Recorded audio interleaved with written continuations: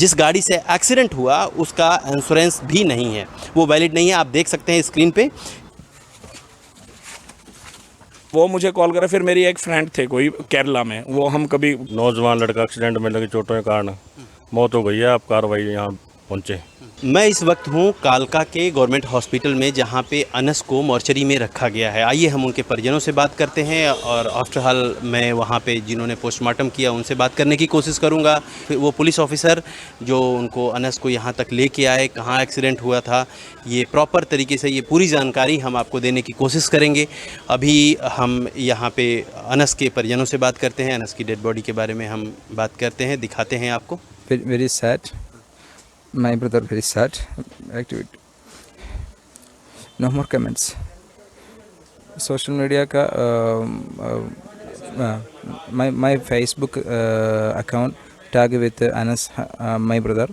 Then what's next? What he is in hospital. Then his friends called me and what a injury. Next, what about some mistake? I will call his phone, then take this hospital nurse, then injure major. मैंने आपको देखा था, आप अक्सर अनस के साथ हुआ करते थे, अनस के साथ हुआ करते थे। मेरे इंटरव्यू में आप साइकिल पे पीछे खड़े हो, तो जब अनस के साथ ऐसे हादसा हुआ तो उस समय आप कहाँ थे? क्या करे, जब भी इसका ये एक्सीडेंट होने जब हुआ था, ये 4 किलोमीटर आगे था। 4 किलोमीटर आगे था। ओके। मैं अभी अनस के साथ जो कन्याकुमारी से कश्मीर तक का यात्रा कर रहे थे, अनस उनके ये फ्रेंड है दिल्ली से आप साथ में हुए थे। ये बाईसाइकिल आ रहे थे और अनस थ्रू ऑफ स्केटिंग आ रहे थे।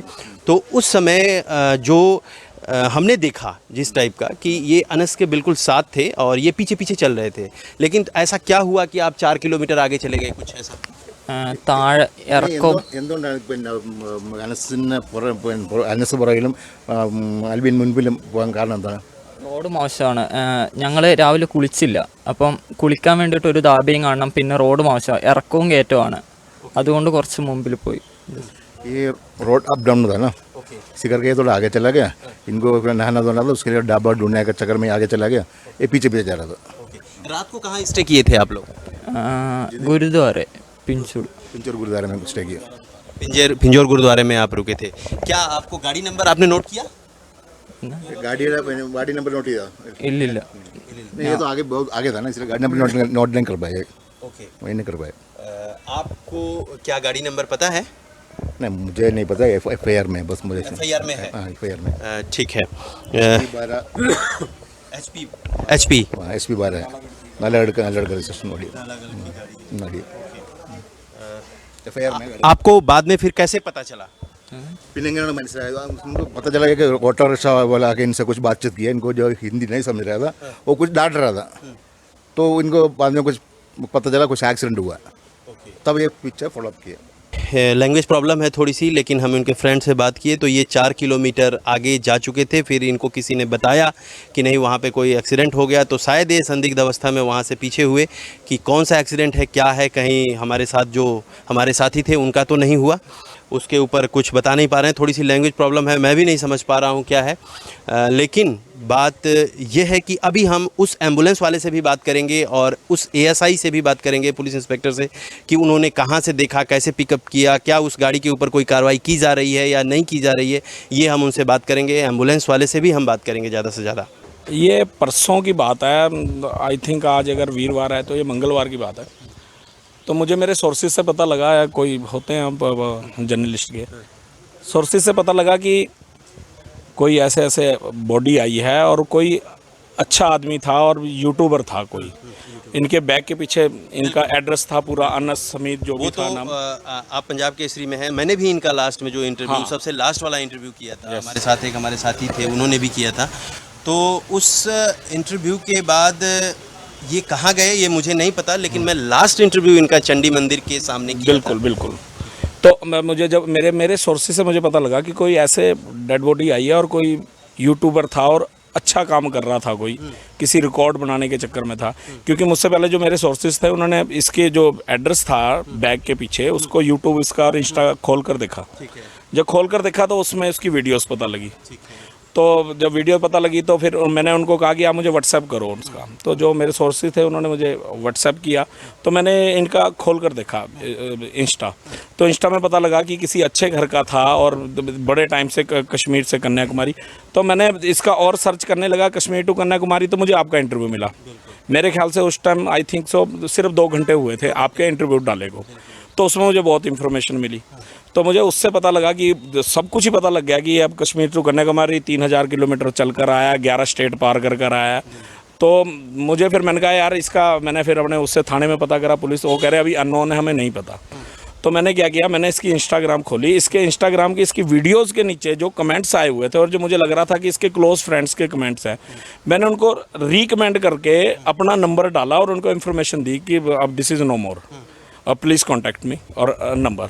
तो 2 घंटे के अंदर मेरे पास कॉल आनी शुरू होगी, कम से कम ज़्यादा नहीं तो 20 से 30 कॉल आई इसके अलग अलग फ्रेंड्स की अननोन नंबर से। और लैंग्वेज प्रॉब्लम हो रही थी, थोड़ी बहुत इंग्लिश में बात हुई, उन्होंने मुझे बताया और मैंने उनको इन्फॉर्मेशन दी कि आप इन्फॉर्म करो इसकी फैमिली को। फिर इसकी फैमिली को इन्फॉर्म किया गया। यहाँ पर हमारे दूसरे पत्रकार थे, यहाँ पर आगे उसके फ़ोन के अंदर दूसरी सिम डाली गई क्योंकि फ़ोन बिल्कुल टूट चुका था इसका। फ़ोन टूटने के बाद हमने इसकी सिम निकाल के दूसरे सिम में डाली, मोबाइल में डाली। मोबाइल में डालने के बाद इसकी जो इन्फॉर्मेशन नहीं इसके परिवार तक पहुंचाने की कोशिश करी, नहीं तो बड़ी मुश्किल हो रही थी क्योंकि हमें भी लैंग्वेज प्रॉब्लम। वो मुझे कॉल करे, फिर मेरी एक फ्रेंड थे कोई केरला में, वो हम कभी किसी ट्रिप में गए थे वहाँ फ्रेंड, फिर मैंने उनको नंबर दिया, उन्होंने इनसे बात करी, इनकी लैंग्वेज में बात की, उन्होंने फिर इनके घर तक ये बात पहुँची। फिर इधर से पुलिस ने भी पहुंचाई, मेरे ख्याल से इधर से जो मोबाइल नंबर से उधर से भी बात हो गई, इधर से भी कम से कम 15-20 लोगों को मैसेज गया। पर एक बात मैं बता रहा हूँ, आपने जाते जाते इसकी इतनी बढ़िया इंटरव्यू की, मतलब कम से कम मेरे हिसाब से एक पत्रकार होने के नाते, आप भी एक सोशल मीडिया से पत्रकार, बड़ी शांति मिली होगी इसको, क्योंकि इतनी दूर से एक आदमी आ रहा था। आज हमारे मन में बड़ा दुख था कि यार इतनी दूर से हमारे इलाके में, आज हमने भी जो इसका सम्मान हम कर सकते थे। अनस से उतने देर ही बात करके काफ़ी लगाव हो गया था, क्योंकि काफ़ी उत्साहित थे ये, काफ़ी उत्सुक थे कि हमने ये ट्रिप कंप्लीट करना है। हम 3000 किलोमीटर तक आ चुके हैं, हमें 800 किलोमीटर और रहता है। हालांकि अनस गलत रास्ते पे थे, गलत रास्ता इन द सेंस वो रोड जो थी वो गलत थी कहीं न, बिल्कुल इनको NH, जबकि अनस को ये पता था कि NH 44 कौन सा है, वो NH 44 को छोड़ के वो भटक चुके थे।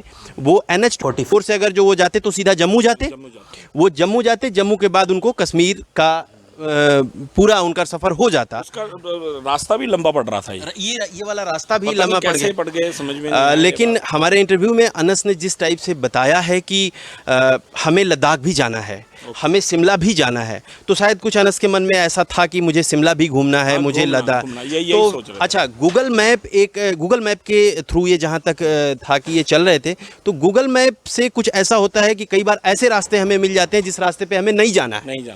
ठीक है, तो अनस के साथ कुछ ऐसा हुआ, गूगल मैप भी उनको ठीक तरीके से, वो गूगल मैप को ट्रैक नहीं कर पाए और गूगल मैप भी उनको ठीक तरीके से गाइड नहीं कर पाया।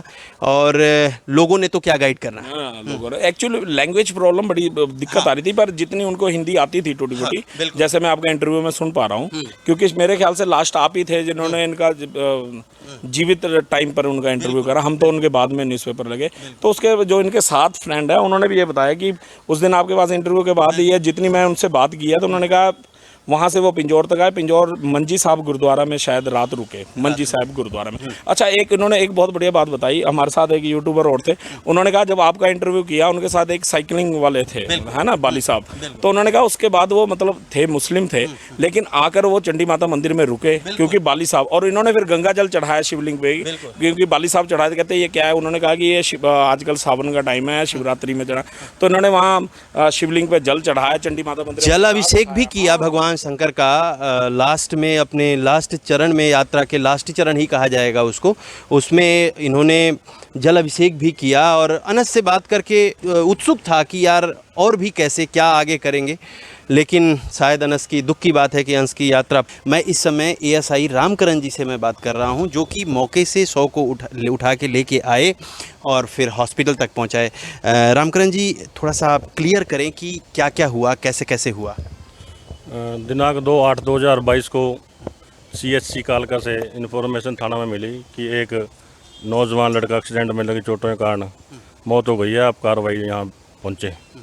जिस सूचना पर हम वहाँ गए, ब्राउड डेड था वहाँ पे, तो हमने इसका पता किया, मौके पे गए। वहाँ पे ये नालागढ़ रोड गांव बसोला है, बसोले से थोड़ी सी आगे गौशाला है, वहाँ पे एक्सीडेंट हुआ ये। तो वहाँ हमने लोगों से पता करा फिर भी कैसे एक्सीडेंट हुआ, लेकिन वहाँ गाड़ी नंबर का पता लगा भी HP 12G 9787 के गाड़ी का चालक ने अपनी गाड़ी को तेज़ रफ्तार से चलाते हुए उसको टक्कर मारकर बाईं साइड की और एक्सीडेंट किया है, जिस कारण उसकी मौत हुई है। हाँ, और सर उसके बाद इसके 174 कार्रवाई करी है और मौके का चश्मदीद गवाह करनैल सिंह पुत्र धर्मपाल वासी बिटना रोड कॉलोनी भी वहाँ मिल गया था हमारे को। उनके बयान पर FIR करी है। अभियोग नंबर 446 है 3/8/2022 अंडर सेक्शन है 279 और 304A IPC। क्या लगता, गाड़ी का ड्राइवर और गाड़ी अभी अरेस्ट हुए कि नहीं हुए? गाड़ी है जो HP 12G है 9787 का एड्रेस निकाल लिया है, उसका एड्रेस बद्दी का आ गया और अभी इसकी तफ्तीश जारी है। गाड़ी की तफ्तीश जारी है, ड्राइवर का भी तफ्तीश जारी है, अभी कोई मिला नहीं है, लेकिन क्या उम्मीद है कि 1-2 दिनों में उसको आप? हाँ, 1-2 दिन में इसको अरेस्ट कर लेंगे। फिर हमने इनके जो मृतक था उसके वारसान को, केरला के रहने वाले थे वो, उनको बुलाया। वो 3 तारीख को आए यहाँ पे शाम को 5:30 बजे। इतना बॉडी अभी CHC कालका मोर्चरी में ही थी और आज उनके वारसान आ गए थे। आज पोस्टमार्टम करा के संस्कार के लिए नाश मृतक के वारसान को दे दी। थैंक यू, बहुत बहुत धन्यवाद रामकरण जी। आपने एक संतोषजनक इन्फॉर्मेशन दी जिससे कि लोगों को संतुष्टि हो जाएगी कि नहीं, हाँ ये बिल्कुल। आपको क्या लगा था, वो रोड ख़राब थी, उसमें अनहस की गलती थी या ड्राइवर की गलती? आपको क्या लगता इन मौके पे जो आपने देखा? सर, जो ये नालागढ़ रोड है, पिंजौर है, ये है काफ़ी ट्रैफिक है यहाँ पे और रोड का काम भी चल रहा है और उतने रोड भी ठीक ही है। मतलब कहने का, जब सेकटिंग कर रहा था तो ट्रैफिक तो ज़्यादा है ही है, तो ज़्यादा ट्रैफिक की वजह से एक्सीडेंट काफ़ी होते रहते हैं। ये वही जगह है जहाँ पे मैंने लास्ट टाइम अनस हजाज के साथ उनका इंटरव्यू किया था, उनसे कुछ बातचीत की थी। ये वही जगह है, यहीं पे अनस हजाज और हमारी इंटरव्यू हुआ था। यहाँ पे वो स्केट करके हमको दिखा रहे थे। यही वो एरिया है, यहाँ पे हमने उनसे बात किया था।